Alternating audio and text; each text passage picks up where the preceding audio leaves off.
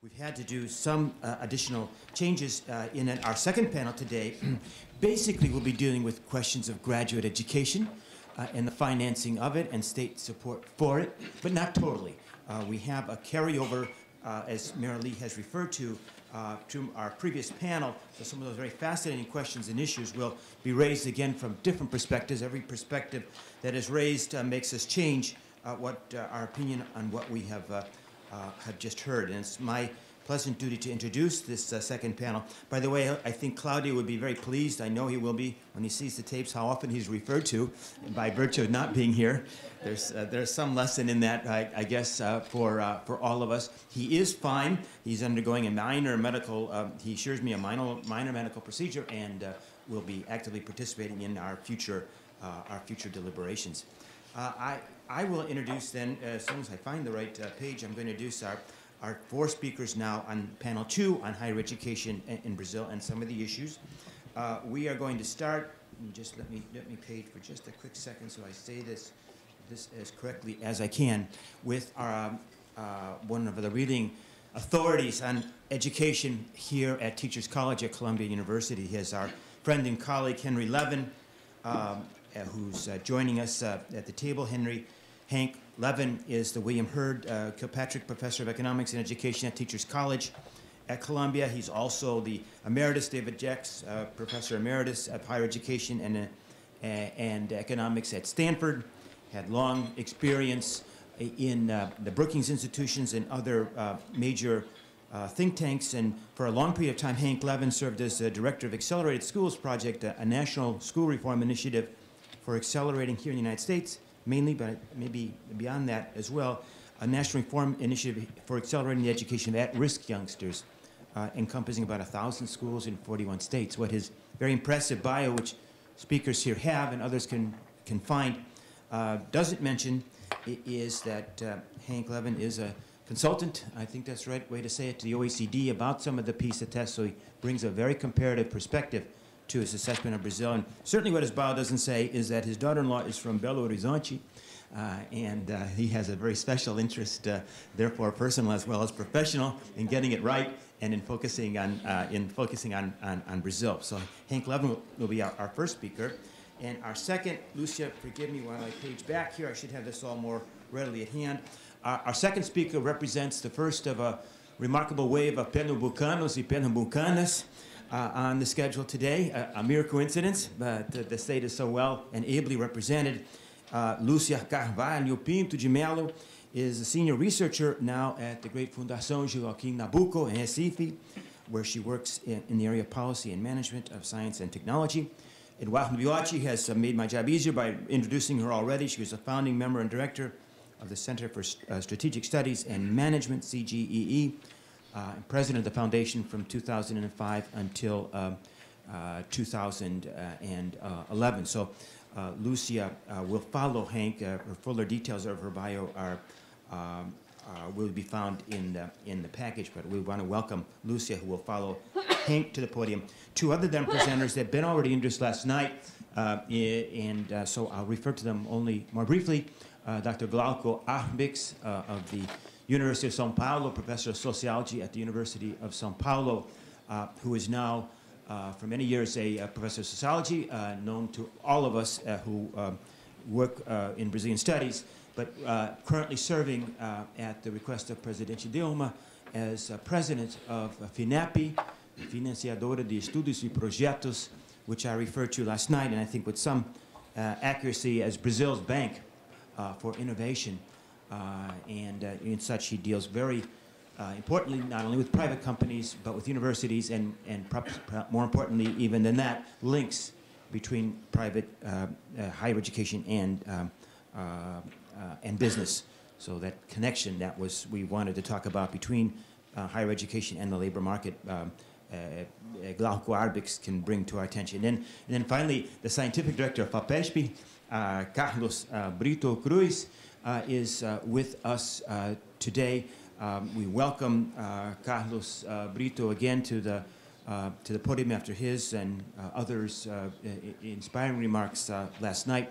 FAPESP, for those of you who are not necessarily familiar with it, Brazil has a network of state-sponsored research agencies for science and technology development. Many of the 27 Brazilian states have them.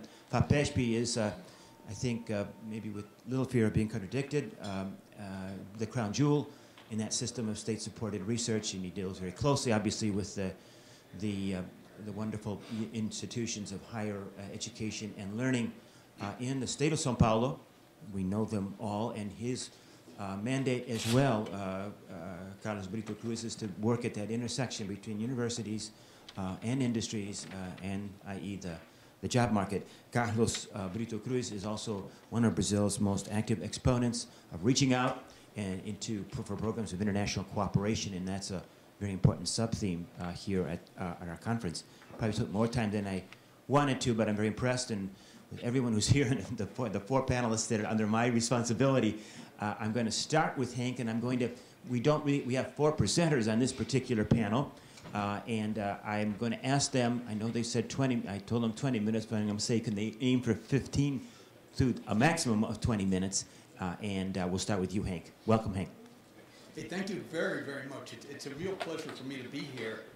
I have to tell you very quickly that my son is in the State Department, and so he was able to look around the world for a mate, and he set out 3 criteria. The first being intelligence, the second being beauty, and the third expertise in preparing pão de queijo. He got 2 out of 3. He got the intelligence and the beauty. He prepares the pão de queijo. I also want to give you full disclosure and tell you that I have been a consultant to the OECD on some of the studies that I'm presenting. I've done this since 2006, so understand that although I'm not a representative of the OECD and I'm not, I don't feel that I in any way represent their point of view if they have a point of view, but you should know that because I'm going to rely quite heavily on the results for the PISA 2009 in looking at the comparative performance of Brazilian 15 to 16-year-olds relative to other countries. I also want to thank Mary because Mary, we weren't in contact at all, right? And yet what she did is she left me this abertura. Huh? And what there's no conflict between what I'm going to present and I think what Mary presented. So I'm going to go over here so I can actually use this device. Yes. Yeah, or I could do this. I think it's a truism that the quality of learning is intimately linked to student preparation. So if you accept that, then if students aren't adequately prepared for high-level instruction, universities must invest in remedial work and lower academic standards. Now let me tell you about the PISA. PISA has nothing to do with the tower that's leaning. It has nothing to do with something that we like to eat here in New York City, but it's the Program on International Student Achievement. And there's international testing. It's supposed to be a 15-year-olds, and it's mostly 15-year-olds, but there are some 16-year-olds because of the timing in which they do the tests. It occurs every 3 years. It began in 2000, and there are 3 subjects that are tested: reading, mathematics, and science. And each year they focus heavily on one of them, but they also test in the other 2. There's very careful sampling and administration, and the tests are given in their mother tongue. Each country has its own management group. They are well trained, and their plans are evaluated to make sure that it's fair and that the sampling is correct. For PISA 2009, we had about 61 countries involved. For PISA 2012, there will be well over 70 countries involved. So we're getting increasing numbers. Now you could say, did the OECD expand that quickly? The answer is no.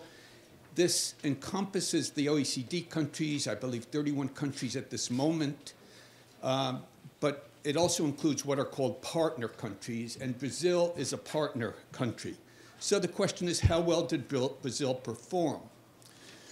Well, these the average score, the way the tests are normed, is 500 for the OECD countries. So we have a standard of comparison for the so-called developed or industrialized countries that we can then use in comparing the Brazilian effect. Now, the primary testing area for 2009 was reading, and Brazil scored at 412, about the 19th percentile. In math, the score was 386. For those of you who know statistics, this is well over a standard deviation below the mean for the industrialized countries, for the OECD countries, and that's at the 13th percentile. And in science, it was about one standard deviation below, which gets you to the 17th percentile. How large are these differences? Well, 39 points is estimated to equal 1 grade level at the upper secondary level. 386 in math, well, that's about 3 grade levels below the OECD average. You should also understand that the OECD does include some countries that are not highly developed. Mexico, for example, is in the OECD. For whatever reason, Mexico was adopted. There's some politics involved here, but let's move on. Very quickly, these are all the Latin American countries in PISA 2009. And I can't, yeah, there's Brazil right there, if you look above that.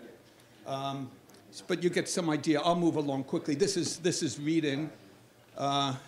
Math, it's in there, right? I think it's, that's it, okay. And these are the other countries. And by the way, all of this is on the web so that you can get these tables and inspect them more carefully to look at other countries. By the way, for those of you who say, well, how does it compare with the US? We're at the average. We are a very average country in terms of these three. We're right at the average, no statistically significant difference with a lot of other countries. So we're about 500. In some cases, we're a little bit above 500, and others a little bit below, but there are no statistically significant differences. These are the science scores, and again, it's in there somewhere. I think this right here. Now, before we go into our challenges, let me just mention that there is promising news that Mary reported something quite consistent with this. But since 2003, Brazil has improved by 18 points in reading, 30 points in math, that's 3/10 of a standard deviation, and 14 points in science. So things are going in the right direction, but very slowly. And there's still a very considerable distance to get even close to the OECD average. Now, what is the problem? I mean, how are these scores distributed? See, Brazilians come to me at Columbia and before this at Stanford, and they say, yeah, our school system has a lot of problems, but if you look at the top of the system, our schools are more demanding than the US. We're much better prepared, meaning them. They usually come from fairly well-off families. They've gone to very privileged private schools, and they believe that they have a very superior education, they say. And, you know, there are quite a few of us. Well, let's look at that carefully. If we look at the proportion of students who performed at the lowest levels on PISA in Brazil, about half of the students in reading, 70% of the students in math, and 55% in science, and I'll show you what those levels mean. In reading, if you score at the lowest level, you have difficulty inferring even the most basic information from the reading, understanding even the main idea, and so on. In math, as Mary mentioned, you have difficulty solving any math problems and making direct inferences from presented information and so on. All of this you can find on the internet, or better yet, there's a nice summary in a book by Preal, in a little report by Preal, which I can't remember what the acronym stands for, but it's a group that deals with education in Latin America, and it's right on the web. In science, students at these levels, these very low levels, generally do not have enough scientific knowledge to explain familiar phenomena or draw conclusions from simple research projects. They cannot misinterpret the results of basic experiments. And unfortunately, Brazil has a very high proportion of students in that, more than half in that group, well more than half. How about the highest categories? Now that's again where my students from Brazil always tell me that the ones who go to the best schools have the best education, better than the US. I always hear that. And they also say, and there are quite a few of us because they only seem to know people from those kind of schools. Well, in reading, only 1.5% performed in basically the top 2 levels. There are 6 levels in most of the PISA tests, and so these are the top 2 levels, 1.5%, in math about 1%, and in science less than 1%. And it turns out, yeah, that's great, but there aren't enough of them. We need more of them. US is about 10%. So US actually does quite well in that category, but that also suggests a problem for us because we also have a lot in the lowest category. Okay, moving right on. You can see the high performers as a percent here. This is the US, this is Brazil, and this is what this represents. Students at these levels, this is in math, understand graphs and data symbols, can select the best problem-solving strategies to tackle complex problems. The best students in this group can use different data representations and so on. Well, that's just shorthand. If we look at science, you can read this. Students at these levels can apply scientific knowledge to many complex situations and can select appropriate scientific evidence and so on. So these are very concrete things where we have the cutoffs. They're not just numbers and percentiles, but they represent something quite concrete. Okay, so what's our summary here? Well, the summary is that the performance levels of 15 to 16-year-olds in Brazil is low by OECD standards. There are too many very low performers and not enough very high performers. Good improvement over time. Things are moving in the right direction, and I would implicate Bolsa Familia, no R, but Bolsa Familia as having a positive effect over time. We don't have exact proof of that, but we have some evidence that is the case. Future directions. Well, these are some directions that need to be considered. We're not drawing upon the most prepared people in the population for teaching. I think you know that. Teacher salaries are still quite low in Brazil relative to what is happening in the economy.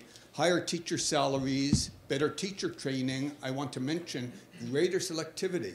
In Finland, only the top 10% of graduates of the high schools are even eligible for teacher training, and then it's completely subsidized for them. Much stronger teacher mentoring. I have been to schools in Brazil, in both the south and in Minas Gerais. I have not been to schools in the northeast, but I suspect from World Bank reports that I've read that the same is true. We need stronger teacher mentoring, coaching, and evaluation, and an enriched curriculum. This is my bias. We're not demanding enough of our students and then providing the resources for them to meet those demands. We do have some accelerated schools in Padana, and they are focusing specifically on the age-grade gap and making progress. For those of you who know her, Heloisa Locke is the person who's responsible for that there. And again, her evaluation report is on the web. And that's it, folks. So that's the overall story. But I do have a couple of things that I thought about while you guys were talking, and let me just mention those to you very quickly. The Brazilian system is a highly stratified system, really highly stratified. I think you know that. And in the last 10 years, very good statistical studies, quasi-experimental studies, have found that that has very deleterious effects on achievement. That schools that are more heterogeneous, students benefit from their peers, They attract better teachers and resources. We know that teachers are not neutral about what kind of schools they want to go to, especially the most talented teachers.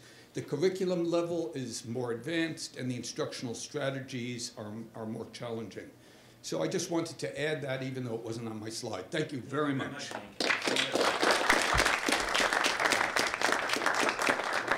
Thank you, Hank. Hank is, as you can tell from his whole family background, committed to doing further research in Brazil. And I hope that one of the byproducts will be exactly that of this conference, as we all interact with one another. So thank you very much, Hank. And we turn to Lucia. First of all, I'd like to thank the organizers for the invitation to participate in this conference.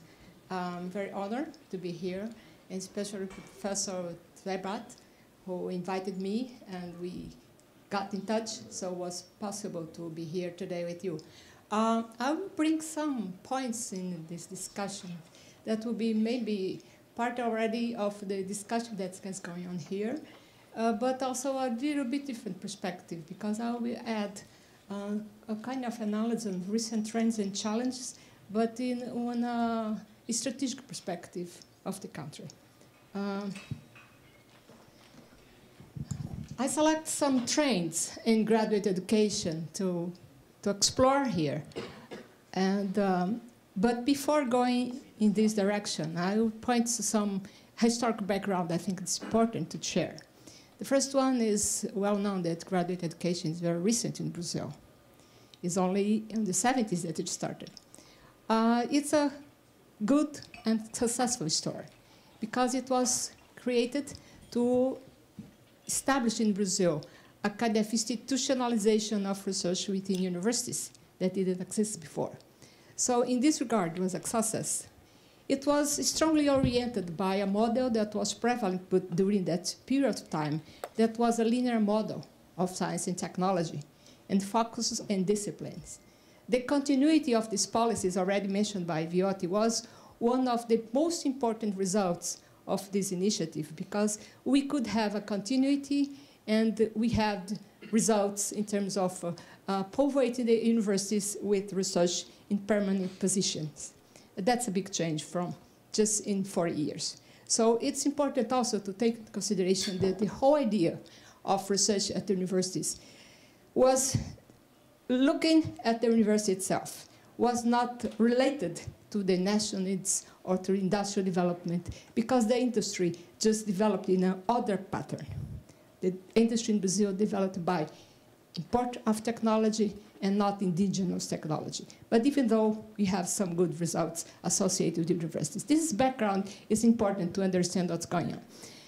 Some trends in graduate education, I use most of the data from Viotti work, so I'm not gonna discuss the indicator, but I really trust them.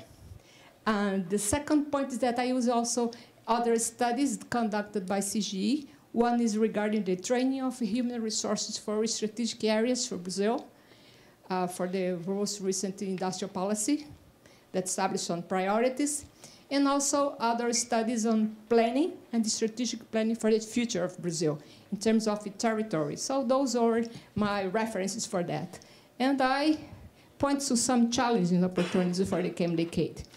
And some trends, I just got some recent evolution that points to trends. It's not extrapolation of data.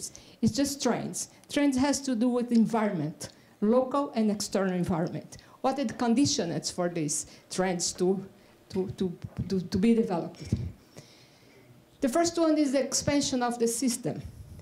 Some elements are adding to the trend of continuity of this expansion. I'm going to go into detail on this. The other one is the new interfaces society, new models of research, gender, employment, that was already covered by Viotti. I do not need to cover that. And Brazil to become more relevant in scientific production among the emerging countries. Those are the trends that I selected. The first number, I will not discuss here, is really instrumental group and the PhD holders in Brazil. About 300% between the period 1996 and 2008. An average increase about 12% a year. A diversification of areas of knowledge, in regarding to spatial distribution asymmetries, mobility may support expansion, and demography. It's an important point because for the first time we put together indicators on science and technology and indicators in the demography that brought for us some insights of how to think about the expansion of the system. As far as areas of knowledge are concerned, one can observe that we had some results that were expected, not so much. Between 1996 and 2008, the annual percentage distribution of the PhD awarded in some areas decreased. For instance, in the areas that involved in physics, chemistry, mathematics, and engineering, and biological. But in humanities, still increasing. And a very interesting point here that has to do probably with the statistics, with new events, that's multidisciplinarity, because some emerging areas started also to be funded in Brazil. And the accommodation of people from physics, chemistry, to nanotechnology, to other areas that brought this kind of indicators that need to be improved for a better understanding. That's a trend. Another interesting point is the spatial distribution. This chart diagram representing how concentrated the system in terms of offering the PhD formation and training. In the southeast part of Brazil, in this period, concentrate mostly of the offer, the state of São Paulo within their southeast region, and the University of São Paulo within the state of São Paulo. And it's interesting as a trend, because we can observe, by recent policy, that something is starting to change. From the same period, you see that the participation, the relative participation in the southeast regions is declining a little bit, but the most important is the increase in other regions. Other regions are just starting to show up. Instead of a trace on the statistics, it's just a number. Okay, so that's what I mentioned before. I'm talking about the trends. I'm not talking about statistically. But the asymmetry is more complicated by that. A recent study done by CAPES for the new plan for graduate education showed that the asymmetry within the states, within the region, are so complicated and so severe than the inequality between the geographical regions in Brazil. And you can see here in the southeast part, where most of the PhD award is offered, you have a very distinctive heterogeneity. And also you can see a lot of space that don't have any program on PhD. And you have a very high concentration, for instance, in the Amazon region, in the region around Manaus and some municipalities. This is a way of looking at the challenges for expansion of the system. A new potential for this expansion can be associated with the decentralization at federal universities. We have a very huge increase in number of campuses from 43 in 2002 to 230 recently. Campus, yes, campuses. Yeah. So that means that you see the points here.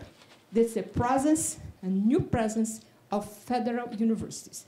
Since the research in Brazil is concentrated at universities, it means that you have a potential to spread the knowledge, formation, knowledge, training of people, and generation of knowledge all over the country. I'm talking about, again, trends and possibilities.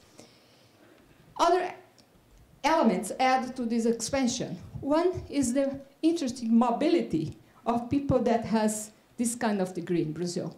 The mobility of people, the population with master and PhD is greater than mobility of the median population. 4% for the population in general lives in the city other than that of their birth, and 58% of the population with master and PhD live in a city other than that of birth.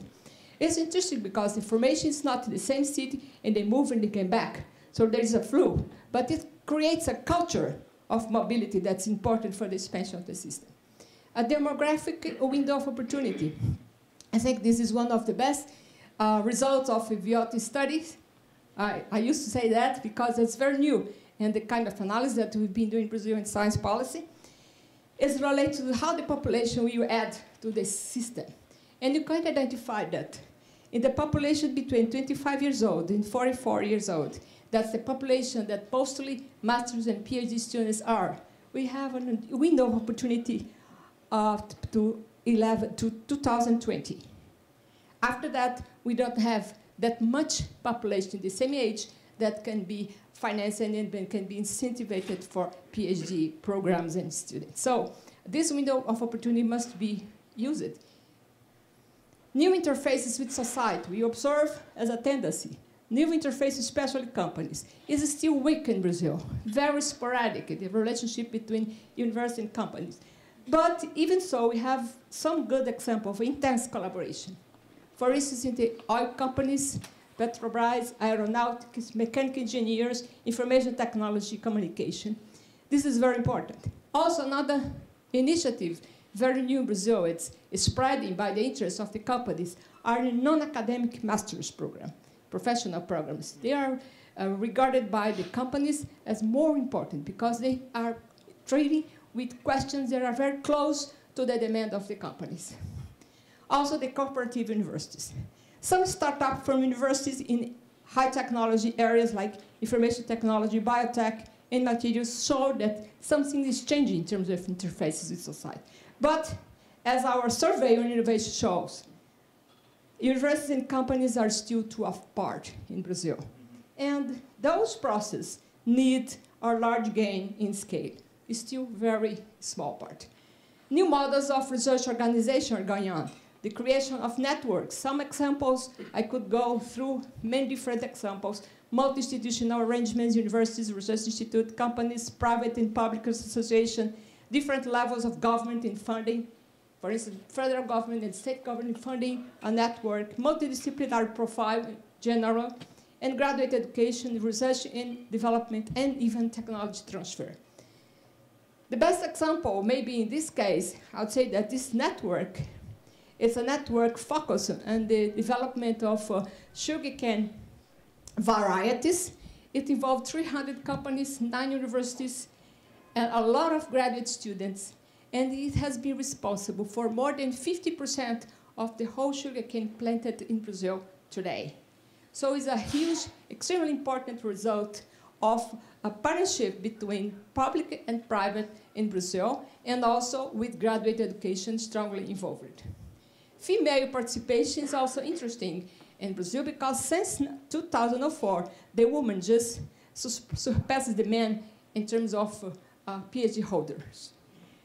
Although, in terms of earnings, women still have smaller earning, not salary, not wages, because by law it's not allowed, but they don't get to the hierarchy of the most high posts in Brazil. But even though this is a trend that can change a little, not a little, but a lot, the way the employment and opportunities for all are evolved. Opportunities, employment opportunities out of academy, I think that Viotti already mentioned. I can go very, I don't need to go through that, but it points just one point. It's just education in some industrial sectors. But I call attention, this is 2008, when the majority of the new regulations and incentives to hire people at the industry, some innovation law, some lei do bem, the attraction of research centers did not take place. So probably today, this picture is a little bit different, and this is formal work. Did not incorporate the people with PhD working for research, private research center, for instance, or even public research center with fellowships. So it's just formal employment. Brazil to become relevant in the scientific production among the emerging countries. There is a new geography of science going on. If you look at the variation in the number of articles published in scientific journals, Brazil in the 5th position between 1981 and 2009 among Korea, China, Turkey, Taiwan. So it's a position that's interesting for the country. And a very recent extrapolation, this is just extrapolation made by Royal Society, showing that the growth of China and the growth, the decline of the United States, this is Royal Society leaders, extrapolation only, extrapolation only, no other, no other element in the analysis. But Brazil is among those countries to pay attention at. So the expansion is important. Challenges and opportunities, based on this whole picture. I choose some data that is more popular because it made it easier to understand some of those challenges in a perspective way, in a strategic point of view, I'd say. The Brazilian recent economic and social advances has been recognized worldwide. Economic growth, income per capita growth, a reduction in poverty, and a reduction in inequality. This is an asset that Brazil built in the last 2 decades. It's a big challenge for universities, for the graduate education, for all levels of education. Besides that, you have other data that indicate that many things are changing in Brazil. This is a data related to the domestic income in different regions of Brazil. The greener one, the darker one, the bigger was the increase. And you look here, this is the poorest part of Brazil. This is semi-arid region, very poor, very isolated for everything, is where the growth was bigger. So if you look at this increase in the whole country, you have, of course, a great, great demand on education in all levels. And that includes graduate education. Because the demand for new product services and for the mass consumption will certainly increase. And people with education knows how to demand more out of the system. The last point in this kind of strategy has to do with a very interesting study on how to look at the future of Brazil in terms of strategic planning in a territorial context. And we put together about 100 researchers and policymakers, and this study identified that Brazil should look at the future within a different perspective if you have in mind a sustainable development and territorial planning. So a new kind of orientation in terms of regions of Brazil would have to consider the ecosystems, the different ecosystems that prevails in Brazil, has to consider the economic frontiers, the new economic frontiers, expansion of agriculture, the development of pre-salt, new activities around the coast, the rainforest, preservation of some of those systems, but also with development. How could you develop, for instance, environmental services that generate jobs opportunity for people in this area, preserving the Amazon, but with economic development? So those are questions and data that if you put together with the expansion of the universities, you're going to fit and establish a new agenda. Another result, very interesting, is that with this kind of strategy, looking at the ecosystem, the frontiers of development, the economic frontiers, the public and private investment, you identify that you have new poles of development, new urban regions that will induce the new way of development. The most challenging, I did that in honor to the Pernambucanos who are here, is this case where in the northeast part, you have one state here, the Pernambuco, but in the whole region here, the growth, the economic growth has been fantastic. Has been, in terms of Pernambuco, China-like, like the economist says, a China-like model of development, because it was too far behind. So, but even way, it's very stimulating to see that in this region you have new ports, new infrastructure, you have new universities, you have new campus, and you have, for instance, shipbuilding, petroleum, automobile industry. Some would say that mature technology. But for the mature technology behind that, there's this very big demand for professional, highly qualified personnel, and also the development of technology. The technology education in Brazil is a big challenge now. In 2010, the enrollment in engineering just increased 83% related to the previous years. According to the Brazilian Conference of Industry, the demand in 2001 is about 70,000 new engineers. And according to a study made for the oil companies, the requirements of technical professionals just for the implementing stage of pre-salt will be 112,000. So the demand on technical education is huge. and diversified.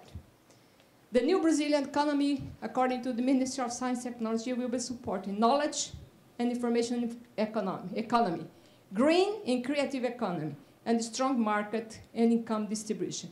Innovation, education, innovation are the challenges for the coming decades for this beginning of new years. The final remarks.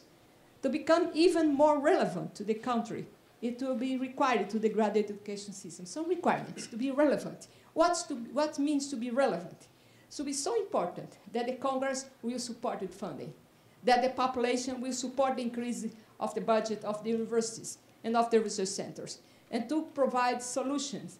The companies will also support this endeavor. First of all, it's to ensure conditions to respond to new demand on people with additional skills and number and quality as to fulfill the requirement of the new economic order in the Brazilian territory as a whole, and to keep with the level of complexity associated with the new frontiers of science and technology. That means that if you want to be among those emerging countries in the areas of knowledge that are in frontiers of knowledge, you need to change in many respects the way that you train in PhD. Cognitively speaking, you need to have different minds that cooperate, that integrate disciplines and so on. Move to a more focused orientation of the graduate research agenda, responding to the country needs, foster innovation, and create new interfaces for university to collaborate with society, especially companies, but in a higher scope and greater scale. There is a urgent need to improve the legal framework. We still have a lot of bureaucracy within our universities, reduce red tape and overburden of regulations, and to promote a cultural change within the academy towards societal needs. This is not an easy task, but it is starting to change, but need to be accelerated. Foster conditions to allow concentration of knowledge infrastructure, both in terms of regions and area of knowledge, contributed to improve the level of internationalization of the scientific and technological community, and be prepared to face and to contribute to the solution of global challenges through an active participation in global projects and initiatives. So the global challenges we are facing today relate to the food production, with environmental problems, with climate change, with energy. Brazil has a special position to contribute with that because of our expansion, because of the knowledge accumulated, and so this would be a great agenda for the graduate education. Thank you very much.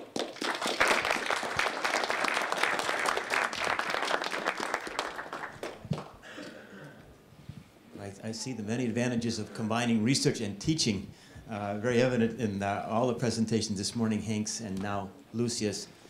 Thank you very, very much. Change the order just slightly. Carlos Brito Cruz of FAPESP will address us next, and then we will conclude this panel with Glauco Arabics. So my presentation will be focused on how science and technology is dealt with in the state of São Paulo in Brazil. I think this is a relevant point because, as it has been shown before, Brazil is a very heterogeneous country, so it's hard to talk about university in Brazil, science in Brazil, education in Brazil, health in Brazil. There are different regions which have different performances, different ways of doing things, so this might be useful for seeing one of those regions. Just to set the stage here, the state of São Paulo is a state in the southeast of Brazil. It has a population of 41 million people, so it is more or less the size of Spain or Argentina. And the state of São Paulo responds for about 1/3 of Brazil's GDP. It also responds for about half of the scientific articles that are published from Brazil every year. The state of São Paulo uses about 13% of its budget to support higher education and research. That's a large percentage. It's comparable to the percentage of California, for example, here in the US. And the percentage of the regional GDP that is used to support research and development, in 2010 it was 1.64%, which is again higher than that of Brazil and comparable to some other relevant regions in the world. In the state of São Paulo, there are 3 state universities which are among the main research universities in Brazil: University of São Paulo, University of Campinas, and University of the State of São Paulo. There are also 3 federal universities which are very strong in research, even though they are all 3 very small. There are 52 state technological schools of higher education, they are an interesting response to the need of diversification in higher education at a cost which is a small fraction of the cost of, as was said earlier, I think by Jorge, of the Unicampis and the USPs, and which is a meaningful strategy for increasing the access, especially of poorer students, to good quality higher education. 45% of the doctorate level graduates in Brazil get their titles in some institution in the state of São Paulo. São Paulo has also 22 research institutes, 19 are funded by the state, 3 by the federal government. There is the Research Foundation, and 62% of the research funding from public funds in the state of São Paulo comes from state sources, as opposed to federal sources. Just to give you an idea, the funding of research in São Paulo has a two characteristics which are different from what happens in the rest of Brazil. First one is that most of the expenditures are done by industry, 61%, while in Brazil it's like 45% or 43%. And so that's one characteristic. The other one is that, as I mentioned, the state comes in with a lot of funding, responds for 23% of the expenditures, while the federal government responds for 14%. In the rest of Brazil, it's the reverse. The federal government funds about twice as much as the state governments. In terms of comparing to other regions in the world, the intensity of R&D expenditures in São Paulo are comparable to those of Portugal, China, Ireland, Spain, the 27 European countries, or Canada. So it's an average position there. And I should say, don't need to look at all the numbers here, but the bulk of the state expenditures in research and development are done for state higher education. The number there is the number for the portion of the funds that can be ascribed to research. There is another portion of that which should be ascribed to teaching and other activities, hospitals and so on, of the universities.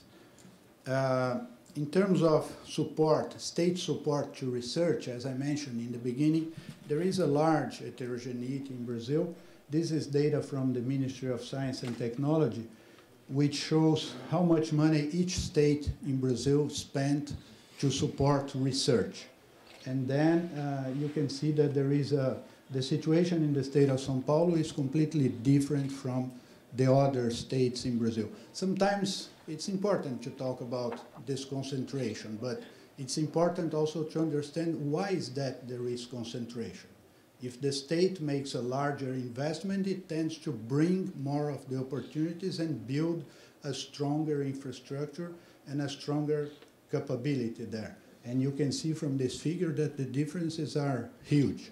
For example, the state of São Paulo spends 9 times more than Rio de Janeiro, 21 times more than Minas Gerais. And that is far more than the difference in GDP of those regions, meaning that there is actually a real priority for spending money in research, which makes returns for the taxpayer in the state of São Paulo.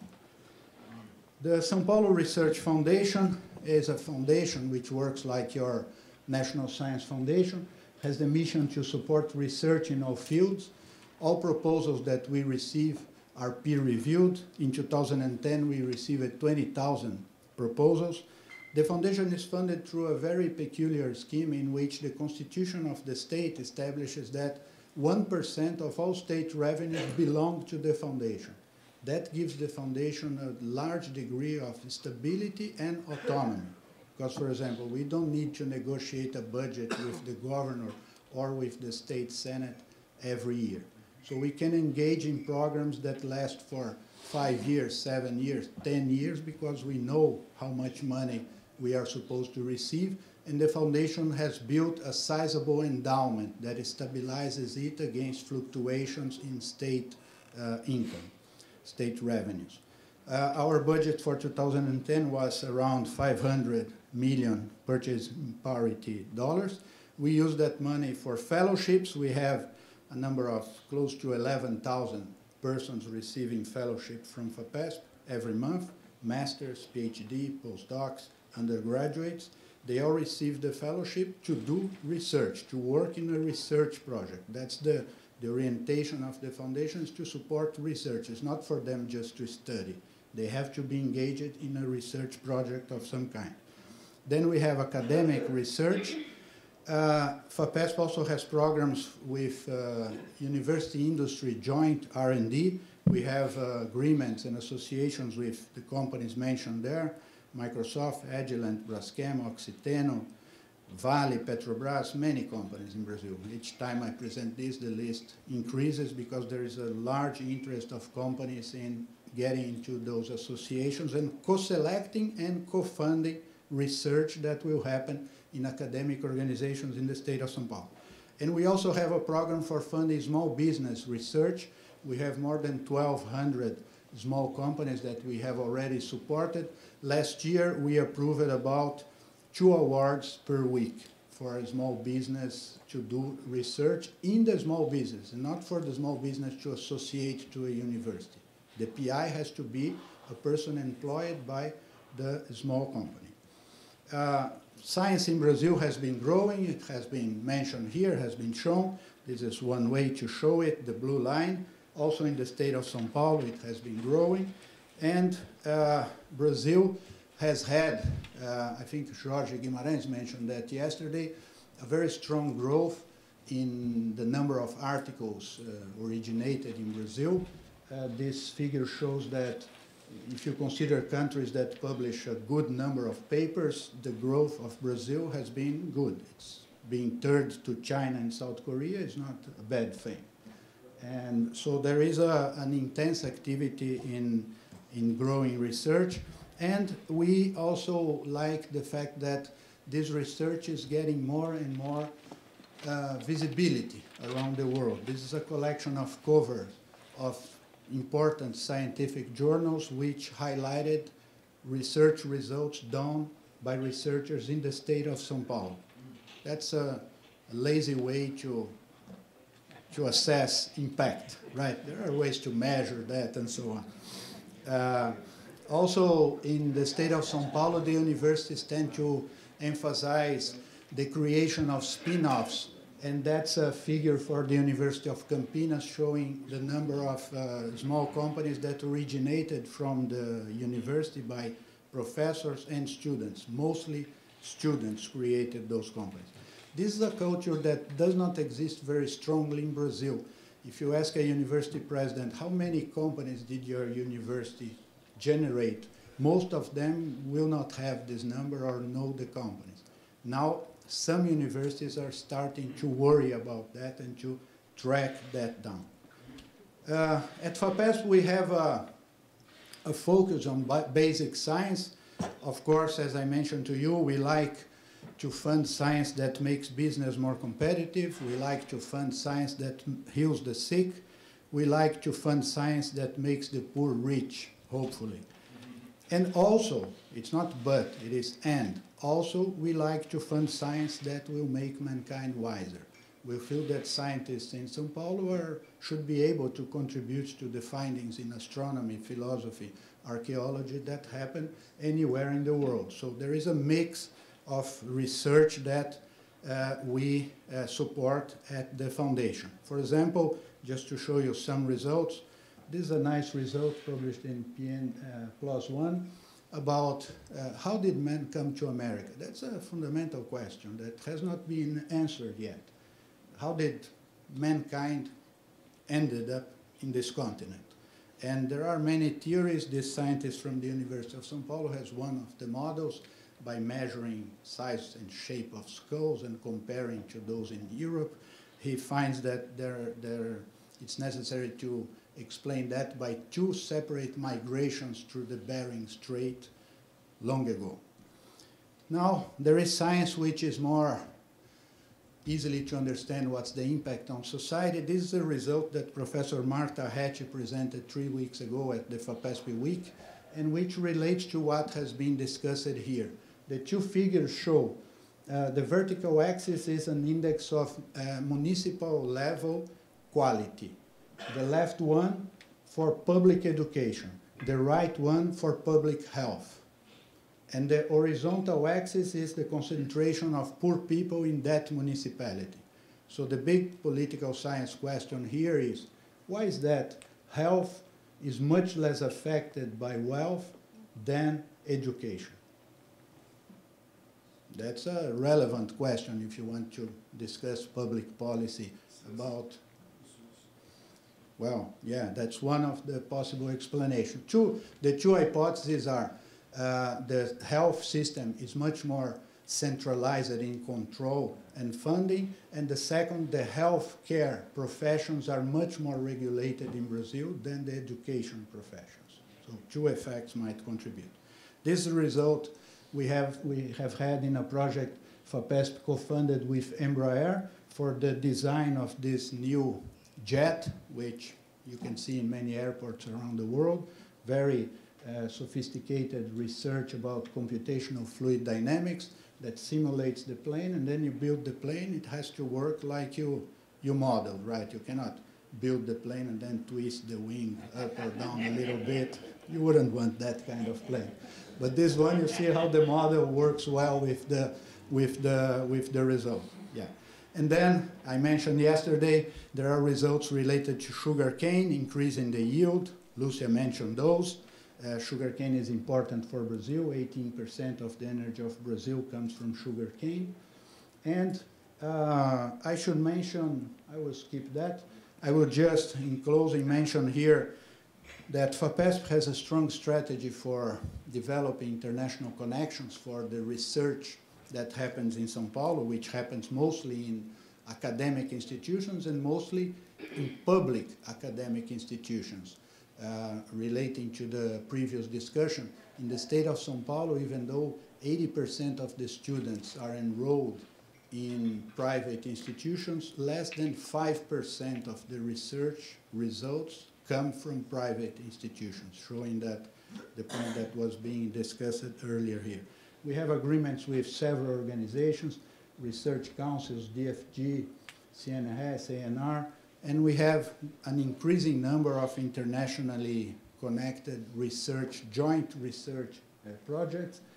An important part of our strategy for international collaboration is bringing scientists to São Paulo. It's not only that we want to send scientists abroad. We want scientists to come to São Paulo to work in research, not just to visit. We have postdoctoral fellowships which are offered worldwide. We have Young Investigator Awards, which are awards for funding a young person for up to 4 years for doing a project on his own with complete funding. We have funding for visiting scientists. We have the São Paulo Schools of Advanced Science, with which we bring young doctoral students and young postdocs to São Paulo to participate in those schools. And we have now the São Paulo Excellence Chairs, through which we will invite top-notch scientists from anywhere in the world to spend 3 months in São Paulo every year for a period from 3 years to 5 years, and they will receive full funding for the research they will do there from the São Paulo Research Foundation. Well, there's something here. Yeah, we don't have that. Whatever it was, we don't have that. And so we also send scientists abroad. We have research fellowships, special grants for participation in conferences, and now fellowships for all students that has a fellowship from FAPESP. They can spend from 4 months to 12 months abroad, again, working in research somewhere. So I'm talking about 11,000 people that are candidates for those fellowships. As a conclusion, science and technology in São Paulo has had a sustained growth in the number of scientific articles for the last 30 years. There is special strength in the education of graduate students. For example, the University of São Paulo graduates 2,200 students every year. That, I think, is the largest number you will find in the world. Not even in China there is a university that graduates that many students per year. The University of Campinas, 800. University of the State of São Paulo, 800. We have important challenges in research. One of them is to increase the impact of the scientific production through intellectual impact, citations, and socioeconomic, wealth and well-being. We are working intensely in international cooperation. We are also working to increase the number of scientists in academia and in industry. There is a deficit in both sides. So that's what I had to show here today. Thank you very much for your interest. Hi, everybody. Well, thanks again for the invitation. I won't talk specifically about higher education. I'm just a professor. I'm not an expert in education, okay? As you know, I just teach. You know. But just to give you a pale idea about for-profit institutions in Brazil that was on the table minutes ago, you know. The institution I preside over, which is FINEP, is a $8 billion institution. In 2003, our budget, and we invested actually $100 million in technology. We do innovation and technology. We don't do modernization, expansion, exports. We do exclusively innovation and technology. In 2003, we invested $100 million in companies and in universities. We lend money, as we were a bank, and subsidize money to foster innovation. And at the same time, we transfer money to universities to build labs, to buy equipment, to hire qualified people. In 2003, we invested $100 million. Around 90% went to universities. In 2010, we invest $4 billion. 60% oriented to universities. 60% oriented to universities. And guess how many for-profit institutions we fund, we support, we give money as we lend money, but we give grants, we transfer money. How many for-profit institutions we support in 2003? My answer is none. Okay, and how many you think after that kind of jump? You know, how many for-profit institutions we supported in 2010? None.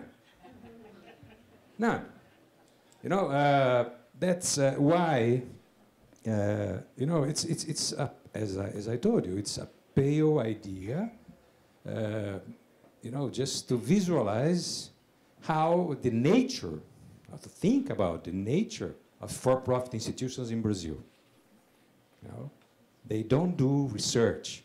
They don't ask money, free money, you know, to build labs or to invest in research or to innovate or to do technology. That's why talk about the quality of for-profit institutions in Brazil, for me, I'm sorry, it's nonsense. Some people believe in that, you know, but I don't. Okay, I'm being clear. I'm sorry. Claudio Moura Castro is not here. Some people in Brazil love to blame the government or CAPES for being biased towards public institutions, but I'm sure they are right. Okay? If you think of we need private institutions and for-profit institutions, I agree with that. Maybe Brazil needs a kind of an entire program dedicated to foster, to improve the quality of for-profit institutions. Okay, I agree with that, and I think Jorge Guimarães could talk better than I can about that. But my point is, it's nonsense talk about the quality of for-profit institutions in Brazil. Just to be fair, there are few institutions that are good. And they are for-profit. For example, IBMEC. No, not Catholic. Catholic is not for-profit. It's non-profit. It's the Catholic school. It's a non-profit, or FGV. They are very good institutions. They are non-profit. Okay, I'm not talking about them. But IBMEC, for example, is a school of economics. It's not actually a university. It's an isolated school. And there are few others institutes dedicated to specific fields of research. Just to be fair, they are good and they are for profit. It's okay. And they can expand themselves. But just to give you a small idea. I'm going to talk about creating opportunities through innovation. That means that I think that we need to think of universities as a big part of that kind of need that Brazil needs. Universities are essential in Brazil, and they are already essential for innovation and technology.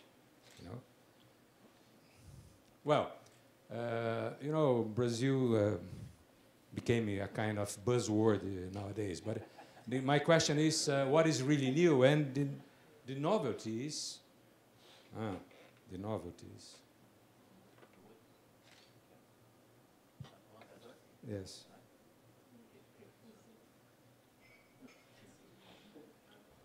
Okay, I got it. The novelties. We have a new combination of growth, economic growth.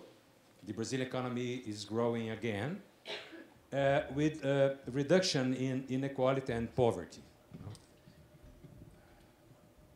There is something that is strange there.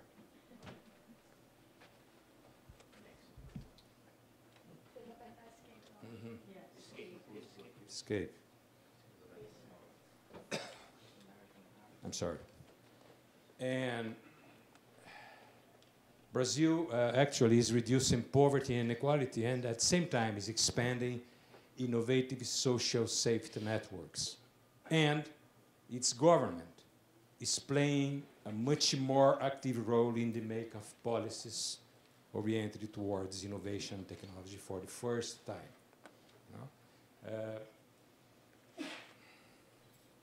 If we look at the reduction in inequality, yes, okay. Data are amazing. The figures are very exciting, and I'm sure we will improve more than that. Although we still are a very unequal country, I think that we have lots of reasons to be happy. Brazil reached the lowest level in inequality. I'm just talking about income inequality. But if we expand our analysis, we are going to find out that inequality has been reduced in fields such as gender, regional regions, small, big, and medium-sized cities, in the labor market, in all fields, and the reasons they are controversial, but the reality shows that we are improving a lot. for me, that's why I think that it's important to stress, you know. I think there is a new state activism. I used to call in my papers and articles that we have, I wrote an article, a paper together with Scott Martin, who teaches at Columbia University. And I think that there is a new inclusionary state activism, you know, because the state is quite distinct from the old state. The state built during the 50s and 60s and even 70s. It's not as dirigist as the developmental state used to be. And at the same time, you know, the idea of building a national development plan gained energy, momentum. We have several new plans. In terms of innovation and technology, we have now technological policies back again. And that time, since 2003, focused on innovation. You know. We have very strong institutional changes in Brazil in order to make our global environment to improve innovation more friendly. You know. In 2004, the Brazilian government announced the first industrial, technological, and foreign trade policy since, I don't know, 1970s, you know. In 2008, a second version, it's a PDP, Productive Development Policy, coordinated by the BNDES, the National Development Bank. And in 2011, right now in August, the president announced the Greater Brazil Maior plan. It's a 4-year plan. And I think that in 2011, it's clearer that the Brazilian science and technology policy is shifting, although slowly, you know, but it's shifting towards the economy, keeping its focus on enterprise. You know, that's it. For me, it's the main point that we should discuss, because we are making efforts to overcome our previous science and technology policy and stimulating innovation as a kind of engine of growth. I think that's the future. You know? That's the horizon that Brazil needs to aim. The main point to be resolved is innovation and technology in Brazil have been conceived for years, for decades, as a kind of byproducts of economic development rather than a requirement for it. It's a second-class activity, actually.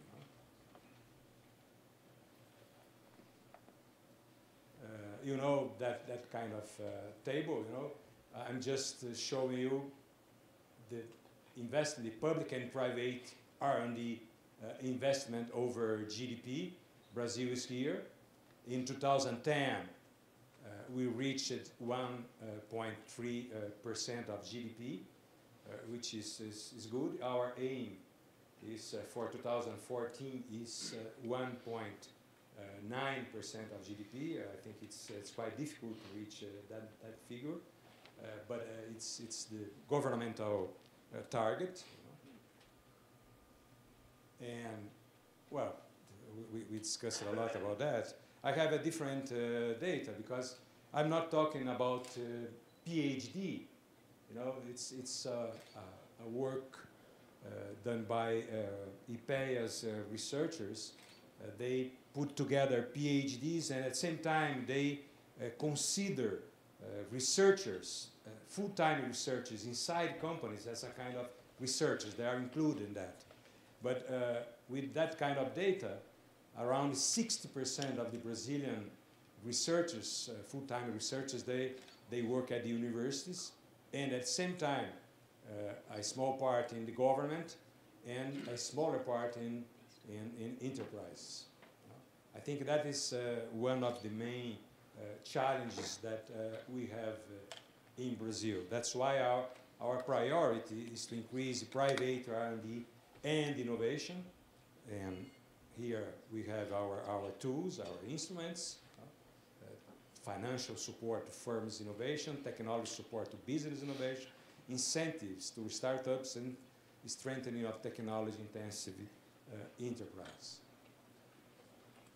Our global challenges are there are new policies and institutions dedicated to innovation, but companies are not clearly in the spotlight. And there is a lack of human resources, mainly in engineering, in a poor seed and venture capital market, which is quite important for startups and technology. Of course, education and innovation are major challenges, but although we have those big challenges, I think that for the first time, and it's sensible, no? Brazil is totally different from the past. Not just from the past, I'm not talking about the 50s, it's different from the 90s. No? There is an explosion in Brazil.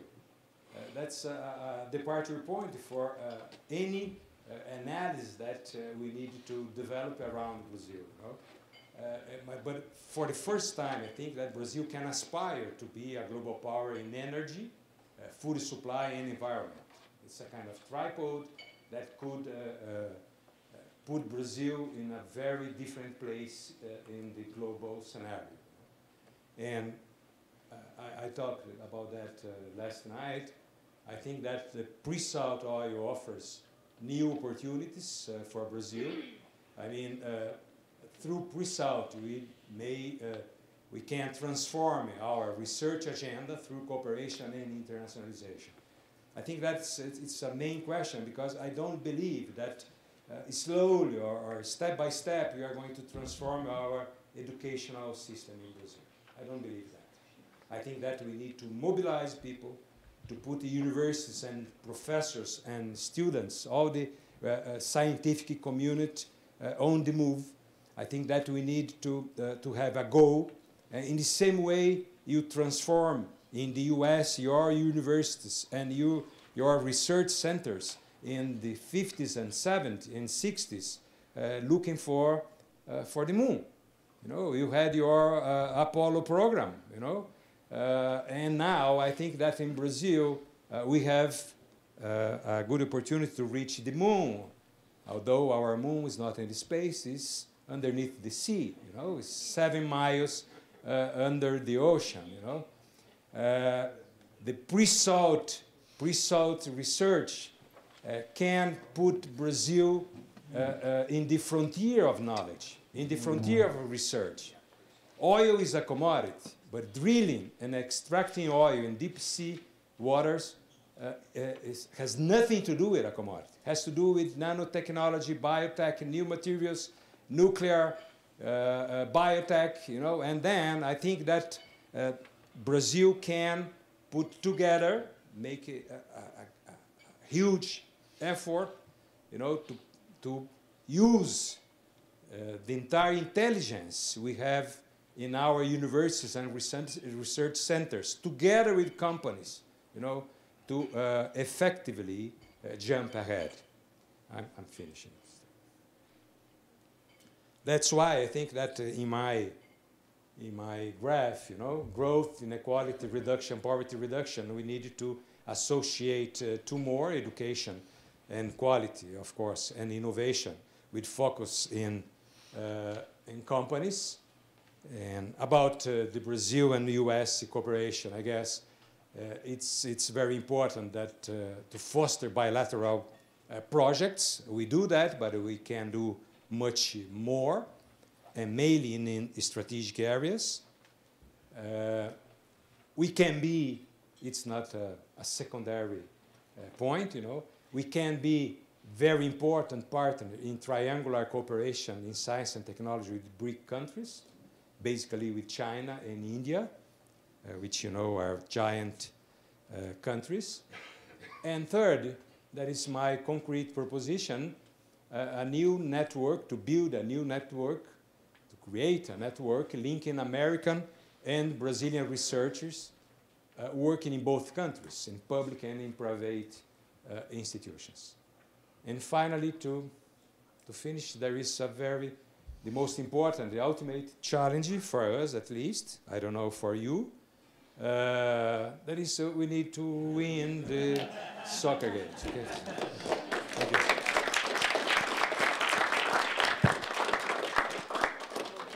Thank you very much, Glauco. Really inspiring set of presentations, and I'm with a dilemma. I'm supposed to be the one setting the best example of timeliness. Technically, I have only 5 more minutes to collect. It's supposed to be a dialogue, right? And that requires 2 parts at least. So I want to maybe see if there's any comments around the table. Raise your tent, if you will, and I'll call upon you. And we're going to sort of mesh the next session will come up very shortly. But at the end of that session, moderated by Werner Baer, there'll be time for more questions. I said that the last time, didn't I? But I'm going to go and let's see who I'm going to start with. Oh, I'm starting with Philip, of course. Philip, please, and I'll collect the questions from the people who've indicated they want to ask them. Philip. First of all, there is definitely no one in this room who knows less about Brazil than me. So you'll excuse me if I say some things which are probably a bit ridiculous. These are comments which relate somewhat to this session, but mainly to the last session. But I think they're important issues to raise for this broader discussion. One of them is and both relate to private higher education, because I think we really need to think a lot more about what private higher education means, both for-profit and not-for-profit. It is, as has been said here, the fastest growing part of post-secondary education in the world. And Brazil is not unique, but somewhat singular in Latin America in the proportion of private higher education in the country, and similar, and actually I think there should be some interesting comparisons to a number of East Asian countries, Japan, Taiwan, Korea, which have about 80% of enrollments in the private sector.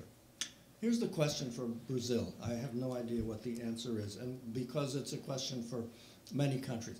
In general, the private sector in higher education exists because of the professors in the public sector. That's the subsidy.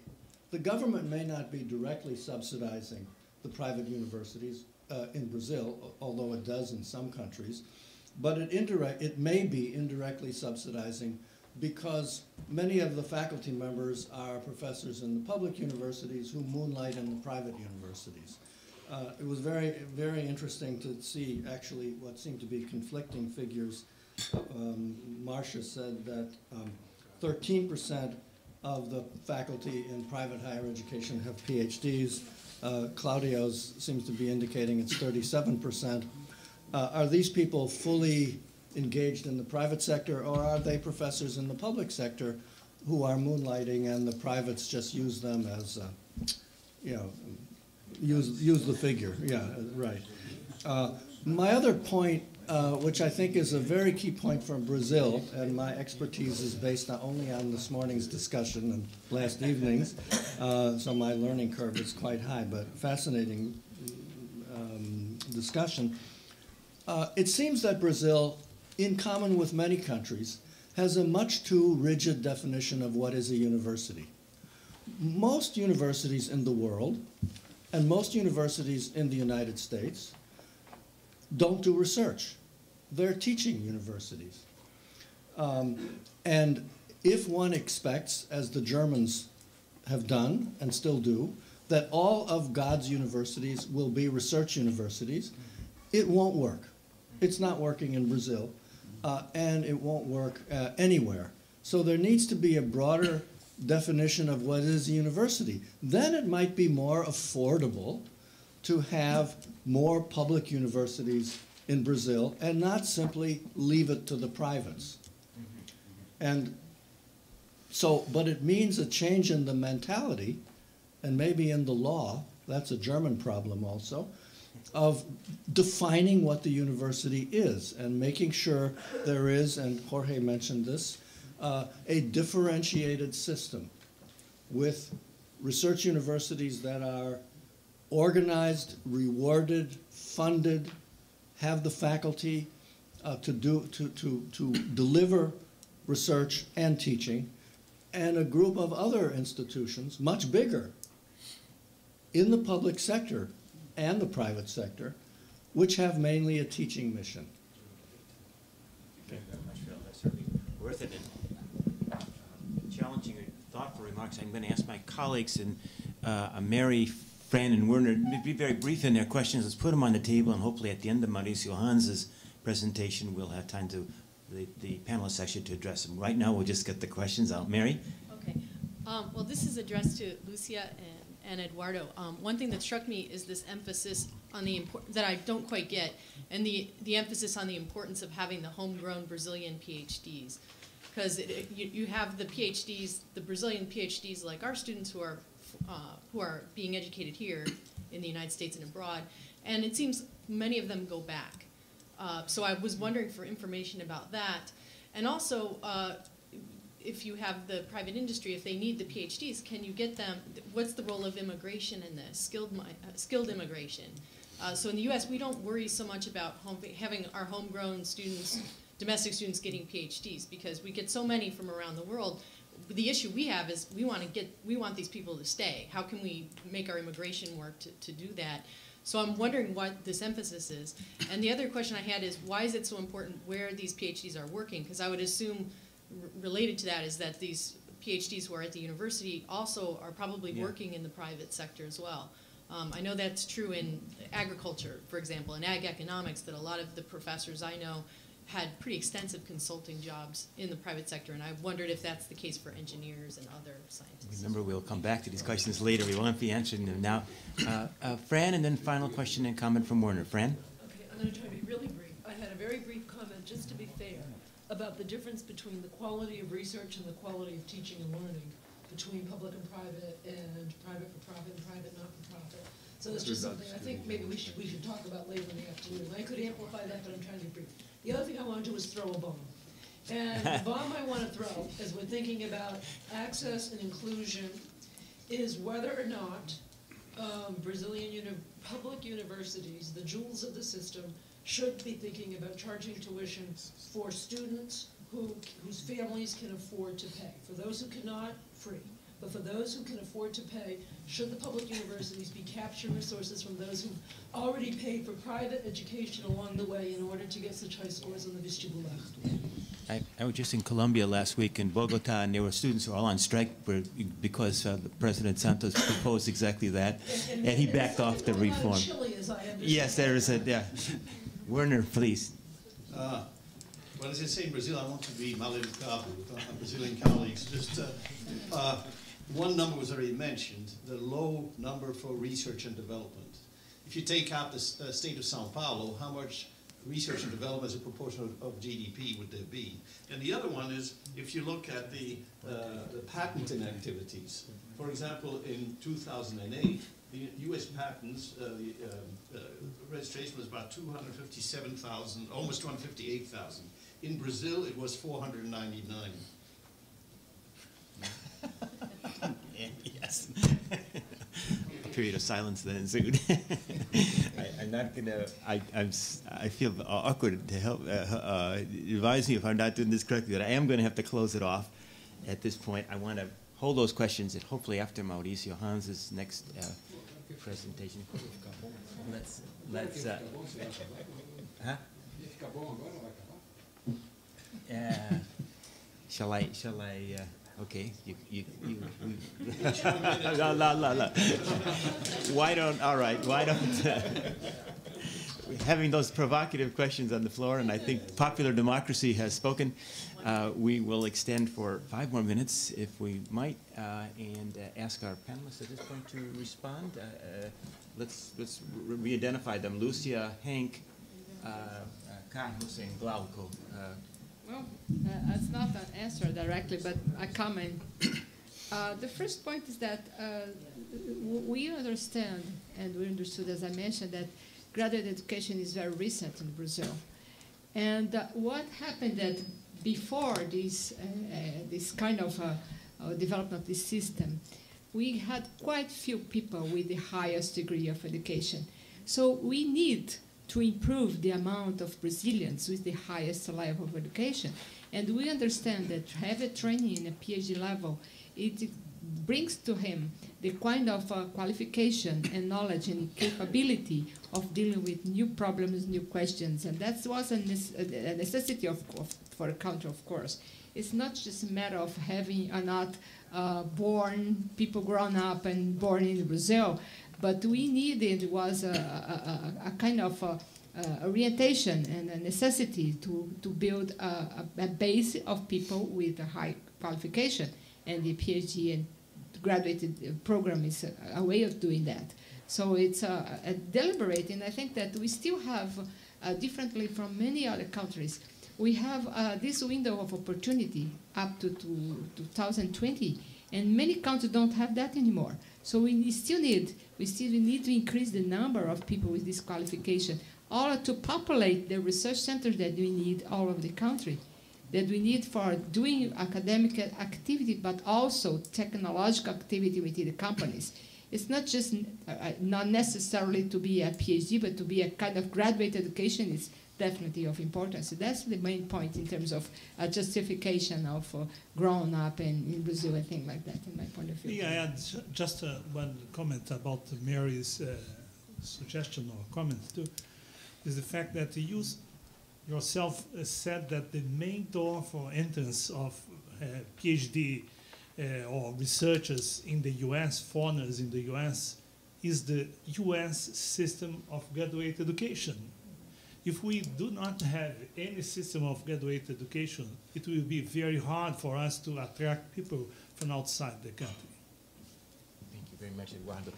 Carlos, Henk, or Glauco, anyone would like to be recognized? Carlos, we'll start with you.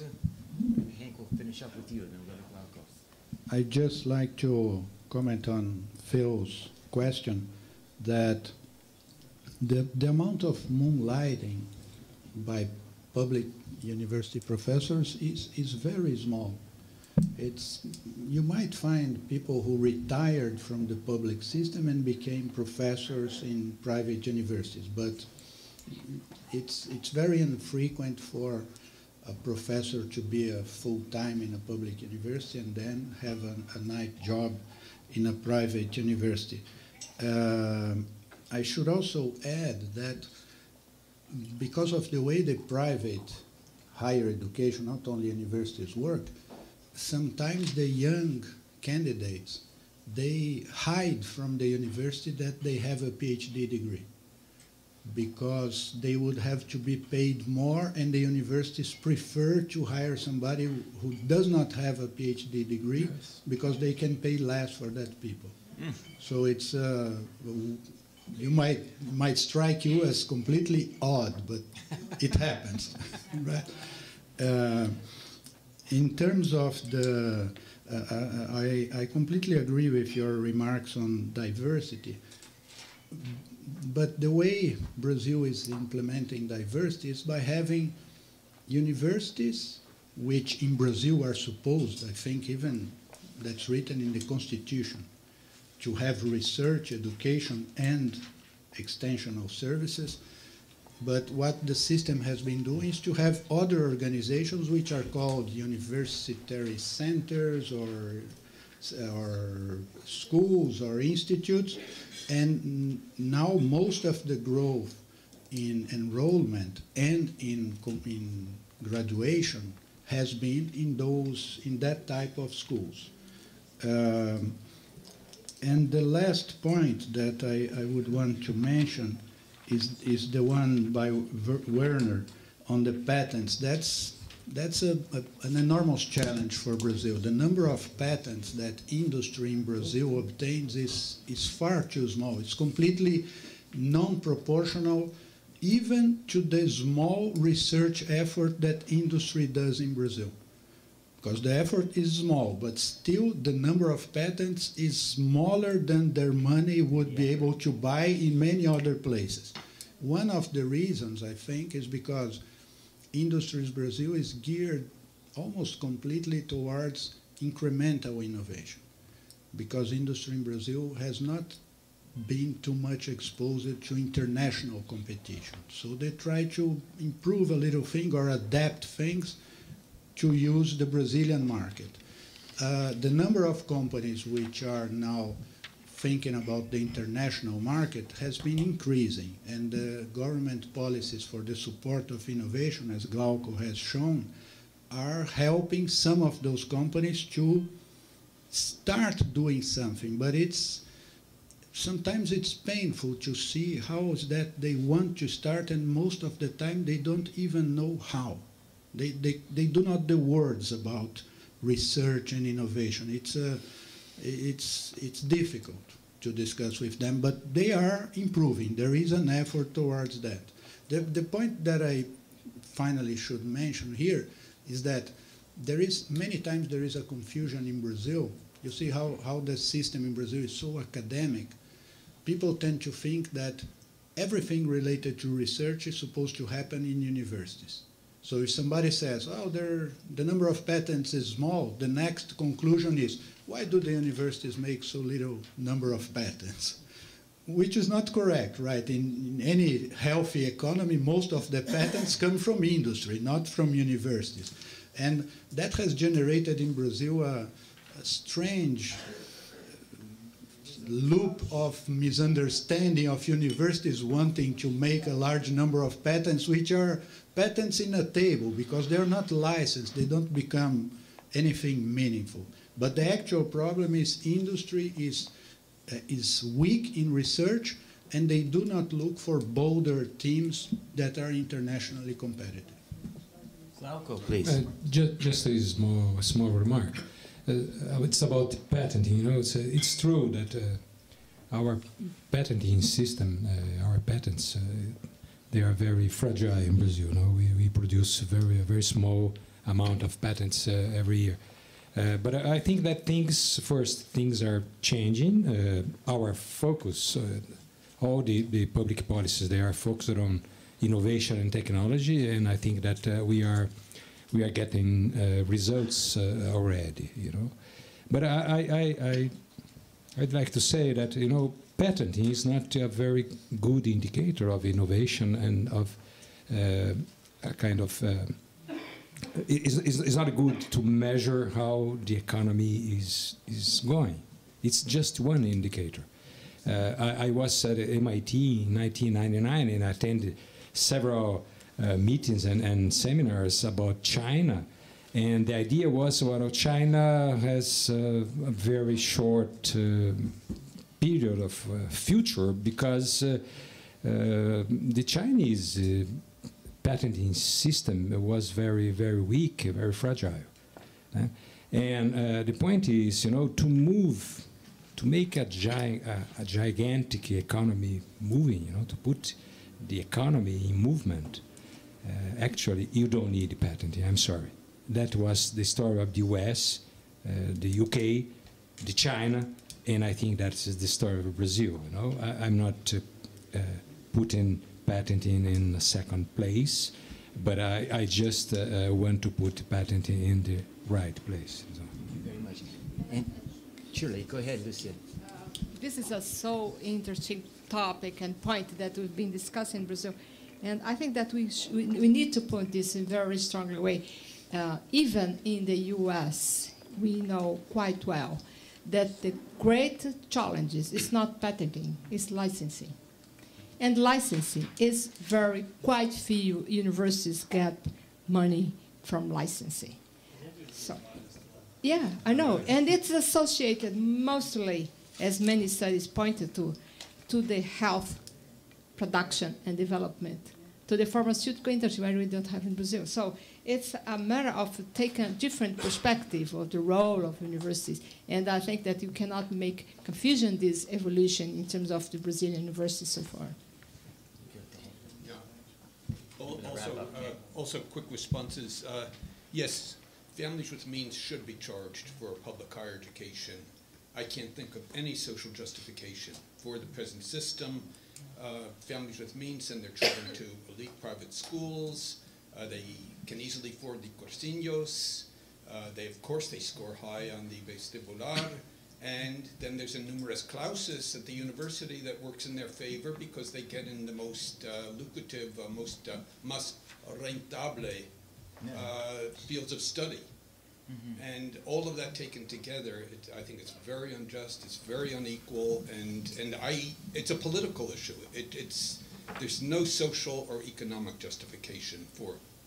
On the second, the universities without research in every school, yes, I absolutely agree with Phil that every university does not need 20 schools all offering PhDs and research programs, because that's going to limit the ability to provide undergraduate places of quality. And that would be a way of expanding the public sector in Brazil in an obvious way. Finally, I just want to mention that the private sector gets a lot of subsidies. It's just that they appear to be, they don't appear to be as obvious as the ones that Philip suggested with faculty. Students use resources that were generated by the public sector universities, by the professors at those universities, by the research institutions at those universities, the journals, the curricula. There are a whole set of resources that would not have existed in the absence of the public and research universities. And these institutions would have to invent them themselves in order to run their businesses. Thank you very, very much. And I keep promising, don't I, the audience is going to be involved. I'm still promising. But I did want to, I have to close the session. I just want to know if any of the Brazilians around the table, or maybe in the room, who want to respond to a bomba que a friend disse que ela jogou here, that she said, I didn't hear any of the Brazilians around the table take that issue on, and I think Dennis Misnay might be the volunteer to do so. Dennis. Just a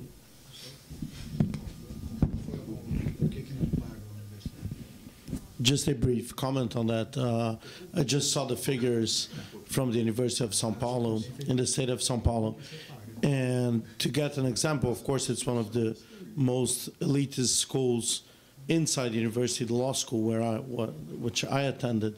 You have around 70% or over, almost 80% of students at the law school, University of São Paulo, whose families make over, close over 5,000 reais as a monthly income. So, but if you look at you can think that maybe that's not that big in São Paulo, and of course comparing to the rest of the country, and even São Paulo itself, it's already a very high wage. But what struck me, it's 15% of the students were in families that made over 27,000 reais a month, which is the highest salary, and it's the minister of the Supreme Court or the president, and so it's a very, very high income.